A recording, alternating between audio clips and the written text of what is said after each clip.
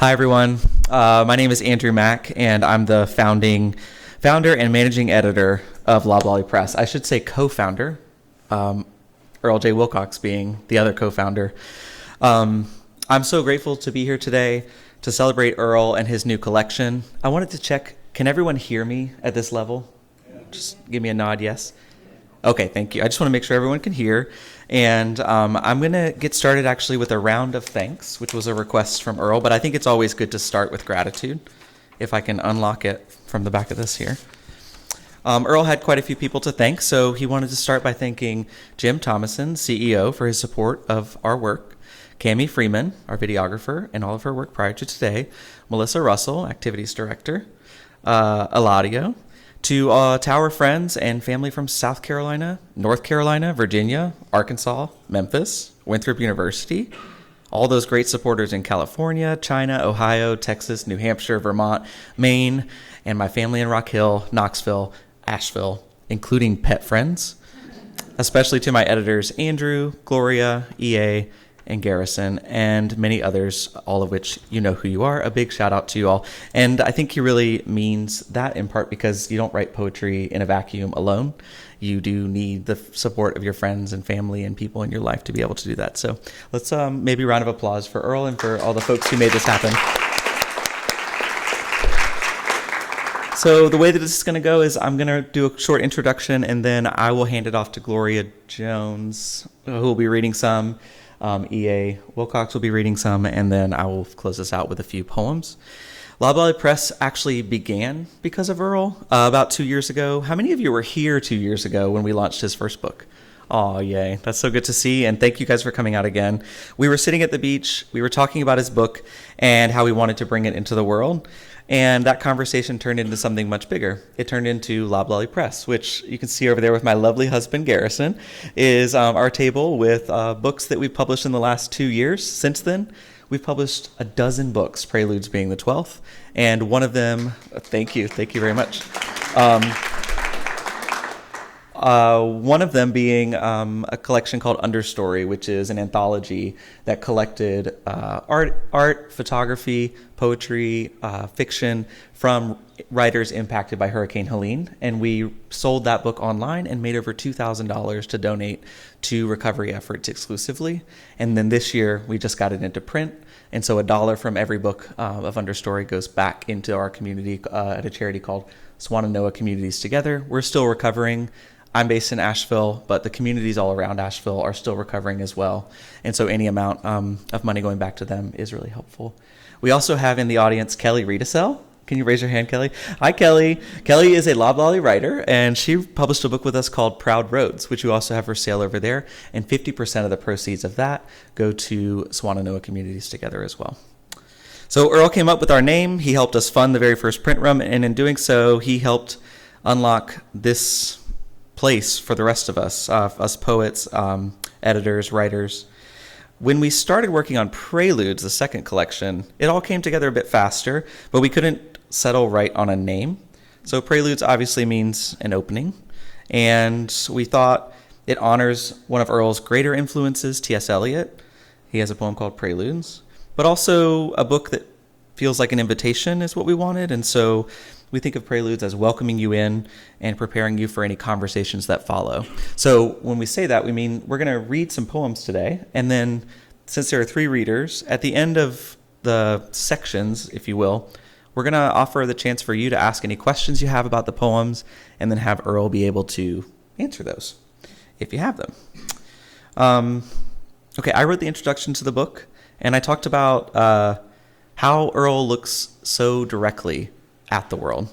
He looks at beauty and sorrow, humor, and how they meet in the middle, and that shines a light on the rest of the world.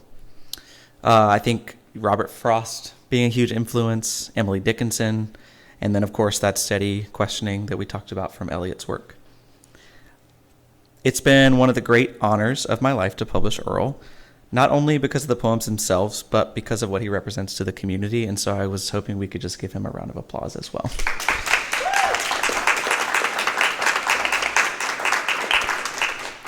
I'll be handing over the mic to the person who wrote the foreword to Earl's first book, Dr. Gloria G. Jones. Give her a round of applause as well as she comes on up.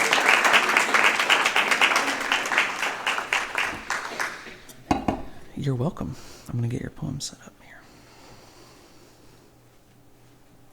There you go.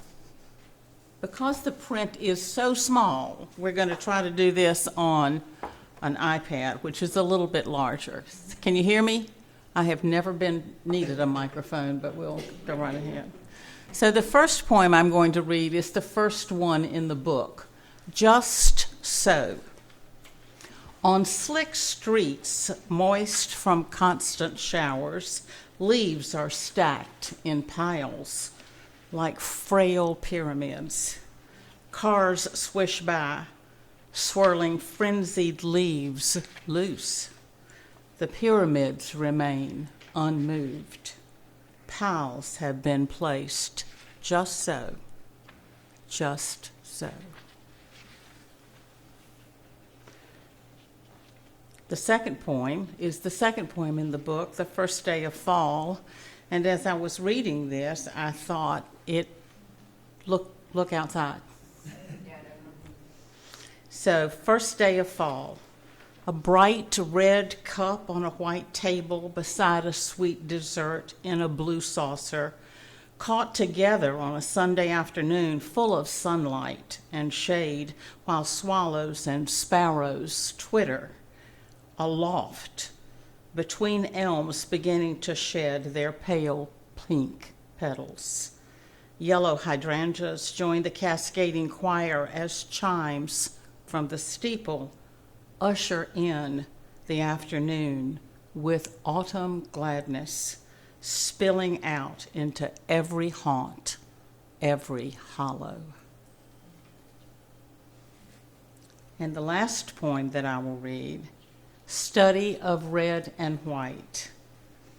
Winter-brained bevy of yellow-striped bees await hot summer days to form hives, mate deep underneath the dense rock wall, touching the red lounger where an untamed teenager leisurely accepts burning white ultraviolet light, ignorant of danger buzzing inches from left ankle, reads Lord of the Flies, below, blue, beyond.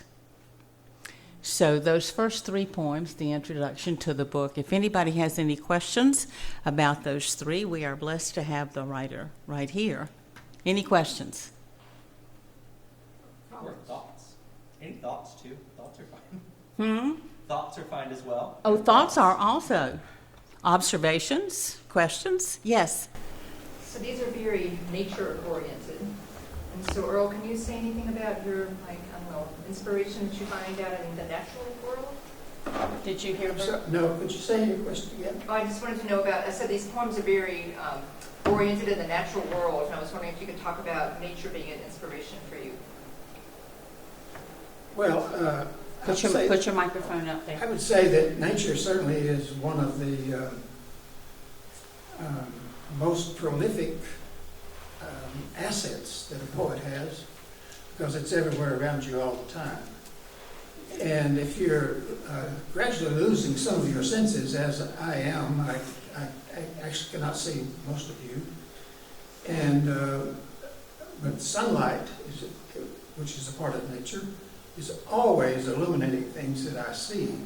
And also, recently I lost my hearing in one of my ears, and so I'm also greatly indebted all the time to stuff that's happening in nature, like trees making a noise, or birds making noises, or some of those sounds that were in that third poem. So the natural world is kind of, for me, what it is to a lot of poets who are looking for places and stuff that they can use to express what they feel. And the ultimate aim, I think, of any poet is to create some kind of emotional response to the words that the poet chooses. And nature is a great payload for that. Not in some kind of honorary way, but a primary source, I think, at least for me and for a lot of other poets. Does that answer your question? It does, thank you. Any other questions or observations? I'd like to ask about the third poem, Earl. It's so specific, and the imagery is so well defined. Is this something you observed and turned into a poem, or did you invent this? This is the bees. Yes. Okay. Well, that's kind of a question about all of my poetry, isn't it? Where did this stuff come from? Yeah. That you put down these words and these lines and these poems. I am sure that poem was written sometime after the actual event, but there was an event in which my granddaughter, who was the teenager in that poem, was on a swing, and she was barely a teenager then. And I observed something happening across the road, across the backyard from where she was. And but I didn't write the poem that day. I would say that poem was written maybe 4 or 5 years, sometime after the event itself. When I finally realized that there was the nucleus of a poem there. And I'm not sure that I got the nucleus, but I got the occasion and the setting and the allusion, and I don't really know totally where the allusion to Lord of the Flies came from. Is this Nick Ross who asked the question? It is, yeah. Nick, so maybe you could tell me. You could tell me where I got about the Lord of the Flies, talking about yellow jackets hiding in the rock where my granddaughter was swinging. Oh, yeah. Anything else? Okay. Yeah.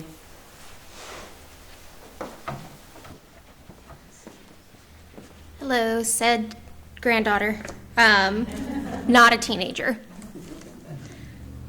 So I will be reading from our second set of poems, first of which will be August Clamor Quiet, which is on 15 if you'd like to follow along. What's the page number? 15. And this poem is for Michael. Sunlight strains to stretch through dry hydrangea stalks, stems tall and upright, composed, stately and serene. A doe does not blink, nor tail flick a fly, or eye my intrusion into her morning snack. Her August ritual made more faultless with sips of providential bird bath water, rude, needless, reverberating from a cell phone nearby. Pasted to the pearly white ceiling of the carport an ebon wasp, isolate come ever present with a constant barrage of buzzing, saw-like sounds, enough to signal cicadas exited to some faraway destiny, leaving their shells to abide the mud dauber's nauseous mucous membranes, resonate in deaf ear drums with its irritating noise, its pitiful, painful cacophony, blistering sting. Across the street, a Jack Russell yapper begins its unceasing clamor before the moon sets, the sun rises. Though ancients proclaim dogs are faithful friends, this yapping creature is obnoxious personified, barking his fame. The wasp, awake but noiseless now, still ferments its spit. The doe amicably nurses her fawn, while the sleeping mortal dreams not of unicorns, but of endless winding brooks, forever lush ferns, happy numbered sparrows tucked into scrap-filled nests high in the Bradford pear tree foliage, safe from the viper's venom. Neither Caesar nor St. Augustus disturbs the destiny of deer, wasps, rude dogs, or peaceful people with beatific dreams.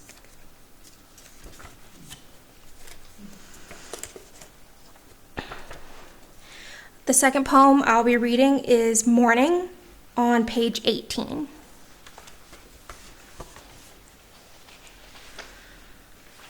This winter morning, fumbling with thin-skinned and fragile fingers to touch familiar objects placed carefully on the bedside chair, I'm hugged gently by a robe, and off balance I sway, searching unsuccessfully for slippers among shadows offering pale succor cast by nightlight from the nearby hall.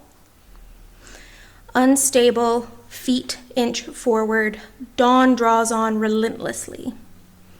My wife of 50 years breathes unevenly while our grandchild sleeps uneasily in the plush bed upstairs.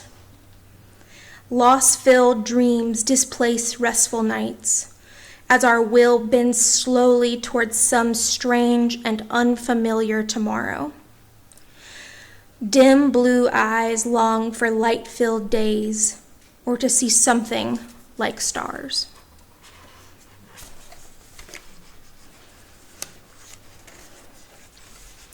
The third poem I'll read is Mutability on page 23. What's a soul to do after all, after the generous warmth of loved ones, the thin balm offered by restless voices?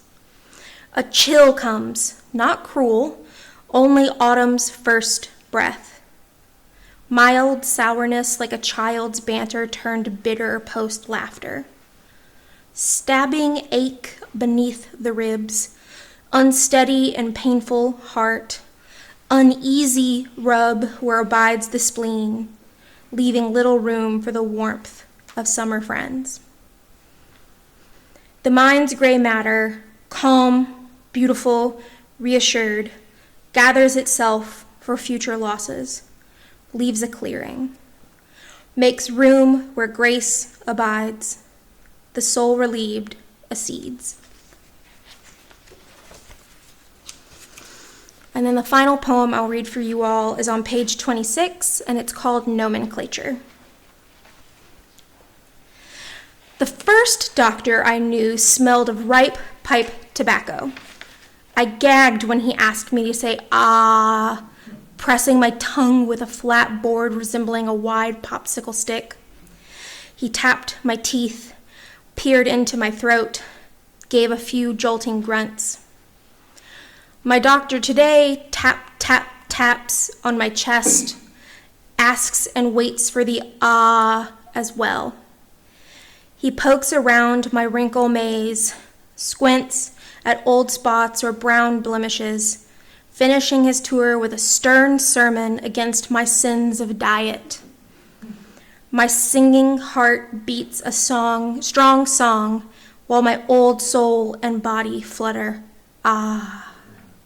And that poem was for Frank Kaiser.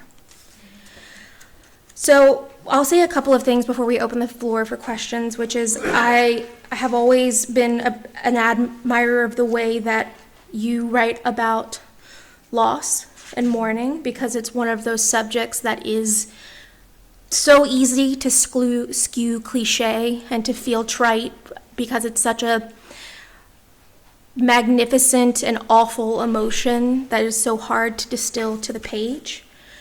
And I think these poems show really well how you do that, particularly around aging and loss, whether it's natural or feels unnatural.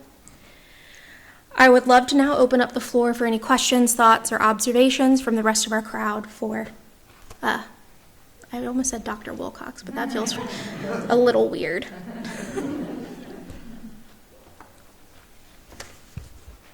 I have a comment. Okay, yes, please. I'm Pastor Lee, I'm the chaplain here, and we get to see some poems that I don't know will ever be printed in a book, and that is when someone here passes that Dr. Wilcox knows. He usually writes a poem about them, and in terms of you talking about loss and grief, I think he's a big asset for us here. To process that. Yeah. And we're going to be celebrating a little bit late, All Saints Day, in a couple of weeks, and we asked him to write a poem for that, which he graciously did, and it's just a wonderful poem. And I just want to thank you ahead of time for having written that.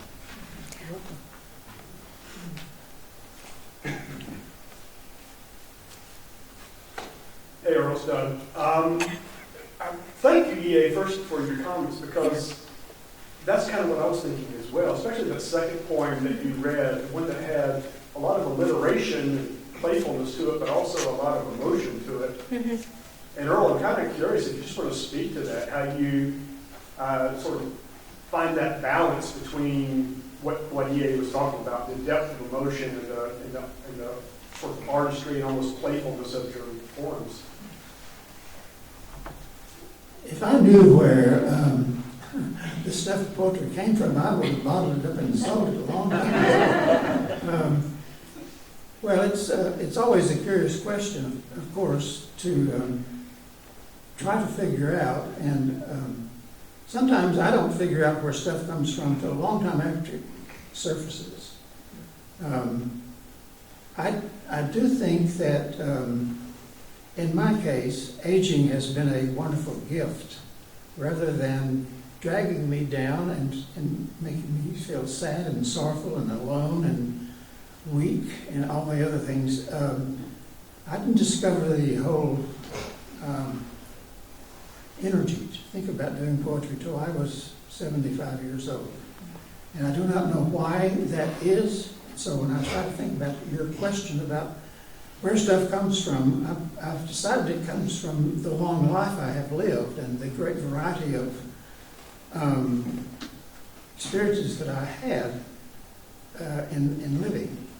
And since I've now lost most of my vision, I began to wonder, when I was losing it, if I would also lose the words that I needed to fill the thoughts that were bursting forth in my mind.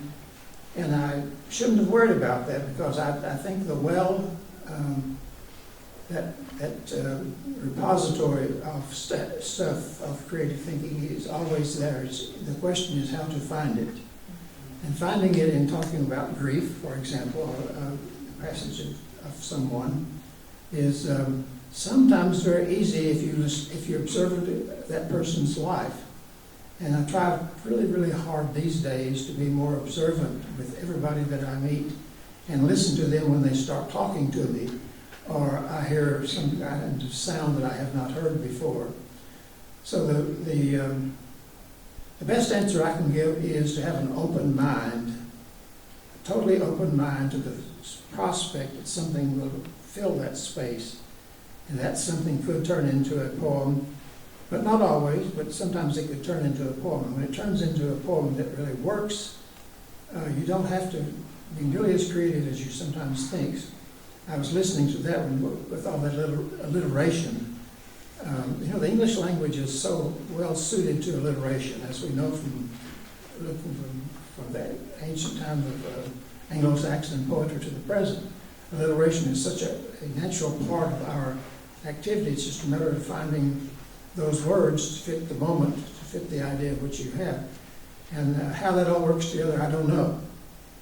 But I'm still thinking about it, and I appreciate the question. We're going to hand it over to our last speaker, poetry reader, Andrew Mack.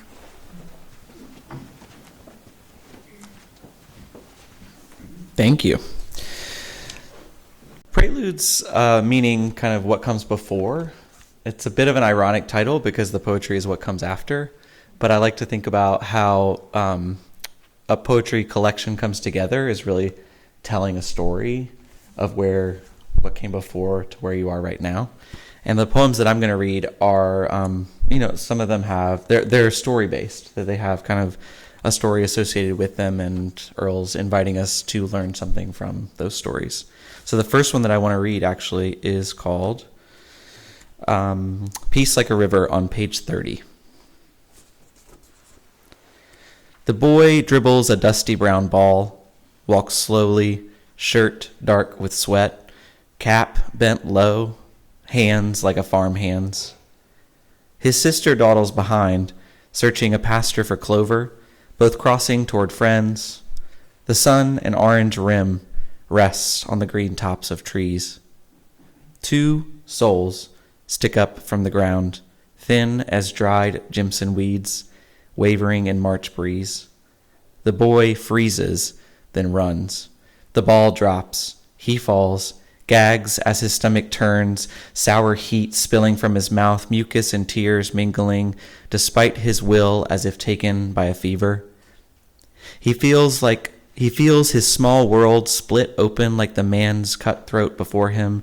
He knows those overalls patched and faded, knows the red cap. Flies, yellow jackets trace the cut from ear to ear, a cruel, uneven smile. His sister's hand finds his shoulder. They stare at the hands that once threw fastballs past the summer dusk. The girl leaves to bring their mother. He pulls his shirt free, rips it down the middle, lays it across the old man's chest, straightens the cap, and sits on the ball, bare in the failing light. When Mama arrives, doves note the sunset. She asks, "Honey, why are you naked?" Finds her young son, Olden, bereft, beside his ball, the field gone still.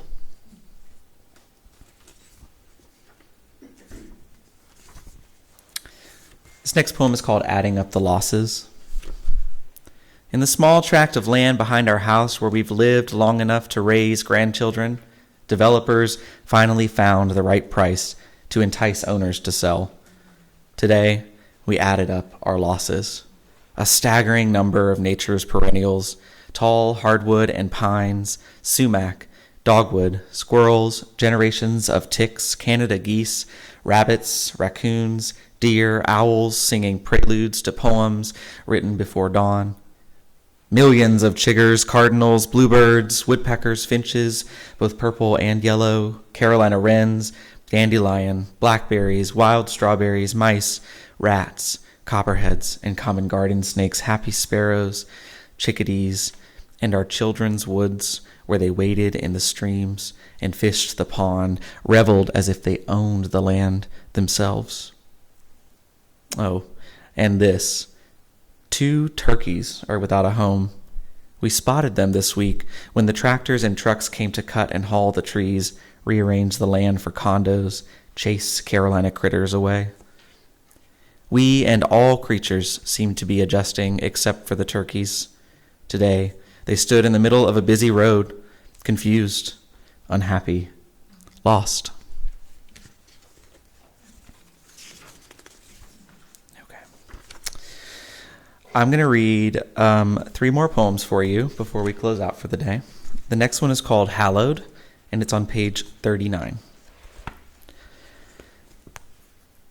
Rough and heartless late October winds blow and blow today, havoc for fireflies and ladybugs who may have buzzed about the rapture arriving early in Bugland.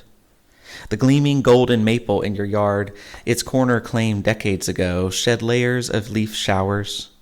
A few stingy broken limbs litter, yet cannot dim, a thick yellow carpet among the pine straw needle clusters. Out walking, wondering what to make of this serendipity, aged folks, timid teens, and mamas on cell phones pause, while on the scene, a hallowed landscaped artist breathes. Hold it right there. That's for Weenie and Bill Daniel, who weren't able to make it with us today, but are great friends of the family. Love and Hurricane Season, on page 40. And I will watch the spindly pine trees shrug and quiver when the thrust of wild wind 100 miles per hour slashes across our back orchard and beyond. And I'll speak softly, calmly to you, Hold my heart, your hand if necessary. When the thunder rolls, the bolts of blue skies slice across our soggy zoysia grass, greening. And I will never let you go again until the next hurricane, whether this year or a century from now, when you and I and all that's ours takes us safely home.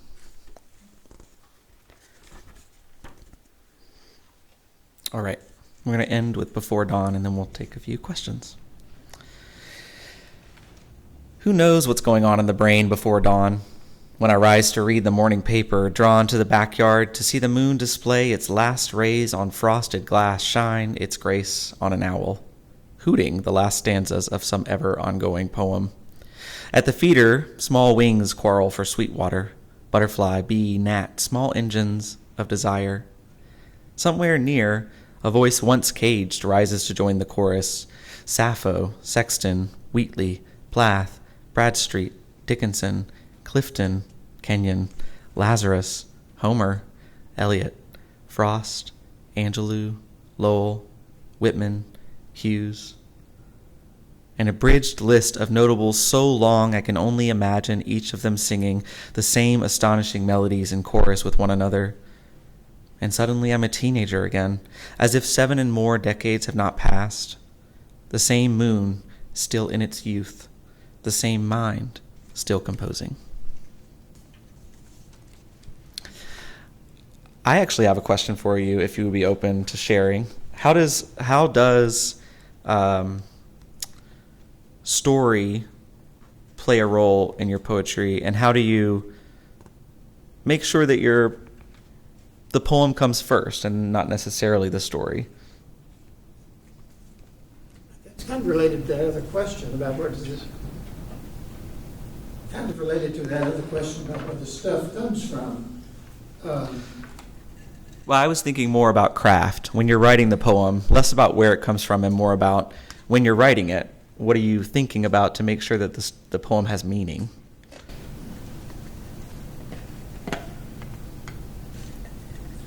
Well,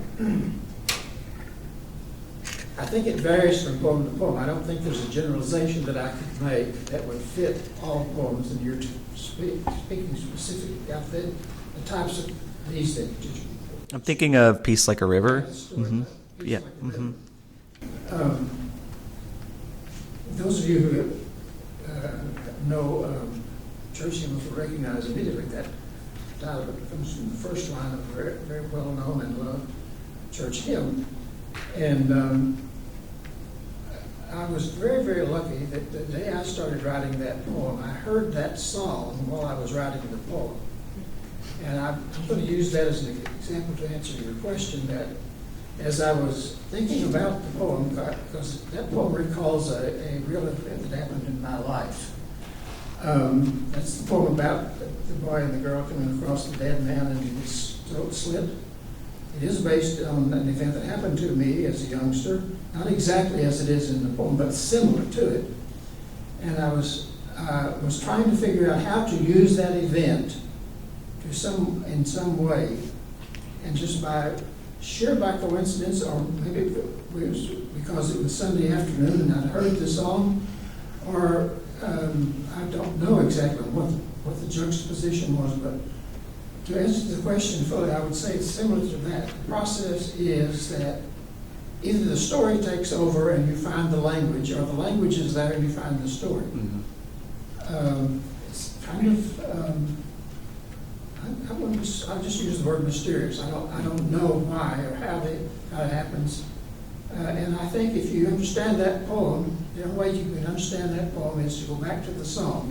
Take the title, go back to the song, and think about the song and look at the plot of the poem, which is a strange thing to say about a poem, say it has a plot. But it actually does, because a lot is going on in that poem, and you have to think about it for a while, and I had to think about it it took me a long time to write the poem, to figure out how the two of them went together. Many years, right? Many years. Yes. I was about 10 years old when the event happened, and I was about 90 when the poem got written. It's interesting. I wanted to just mention everyone with that poem. I mean, I think when you were talking to me about it, and this just goes into what it's like to be an editor for someone who, Earl has trouble seeing, and so we have to work together constantly on what the poem says and what it means. And one of the things we talked about was the boy gone still being, emerging into manhood, emerging into becoming a man from being a boy, and how that experience was part of that. And so that was one of the things I wanted to. It is my coming of age poem if I had written one. Yes. That's right. Are there any questions out there? Any other ones for Earl about these poems that we read?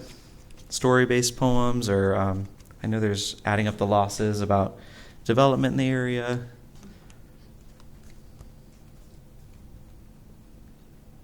Okay. Well, I want to say thank you so much for coming out. Afterwards, we have books for sale over there, not just from Earl, but also from the press, all of which go to support our writers. Like I said, Kelly's here, so she can even sign Proud Roads, her book. And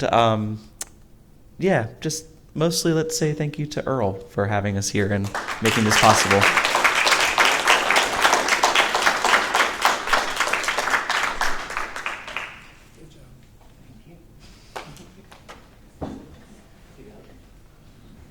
Like one more round of applause because he won't ask for it himself. Andrew Mack has put his love and soul into this book. Yeah.